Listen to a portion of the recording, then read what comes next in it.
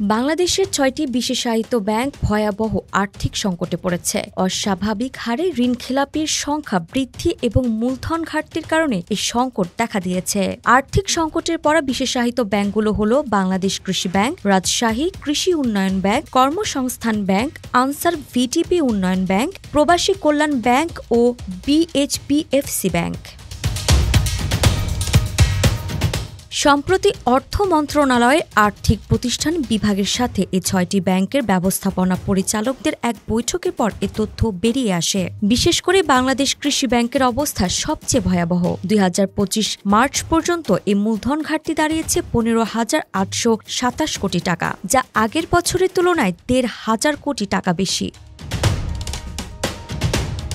এছাড়াও রাজশাহী কৃষি উন্নয়ন ব্যাংকের মূলধন ঘাটতি রয়েছে প্রায় ২,৫১০ কোটি টাকা। বৈঠকে প্রতিটি ব্যাংককে খেলাপি ঋণ আদায়ে নতুন কর্মপরিকল্পনা গ্রহণের নির্দেশ দেওয়া হয় এবং প্রতি ৩ মাস পর সে পরিকল্পনার অগ্রগতি অর্থ বিভাগে দাখিলের নির্দেশ দেন সংশ্লিষ্ট কর্মকর্তারা।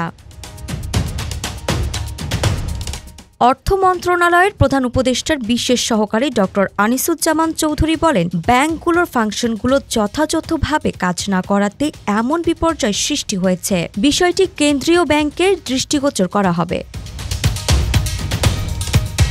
২০২৪ সালে জুনে খেলাপি ঋণ ছিল ৬,৯৪৮ কোটি টাকা। ২০২৫ সালের মার্চে তা বেড়ে দাঁড়িয়েছে ৯,১৮৯ কোটি টাকায়, যা আগের বছরের তুলনায় বেড়েছে ২,২৪১ কোটি টাকা। এদিকে অন্তর্বর্তী সরকারের দায়িত্ব গ্রহণের পর জানা গেছে, পূর্ববর্তী সরকারের সময় প্রভাবশালী ব্যবসায়ীরা ব্যাংক থেকে কোটি কোটি টাকা ঋণ নিয়ে বিদেশে পাচার করেছে। বাংলাদেশের এই ৬টি বিশেষায়িত ব্যাংকের সংকট দেশের অর্থনীতির জন্য চরম বিপর্যয় বয়ে এনেছে।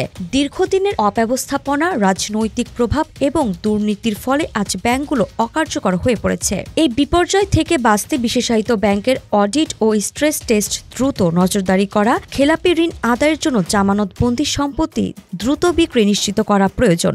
যদিও কেন্দ্রীয় ব্যাংক ও সরকার কর্তৃক যা যা পদক্ষেপ গ্রহণ করা হয়েছে তা অবশ্যই গুরুত্বপূর্ণ, তবে বাস্তবায়ন নিশ্চিত করার জন্য আরও কার্যকর নজরদারির প্রয়োজন রয়েছে। আরিফা জাহান প্রিনন, বিটি আর্কাইভ।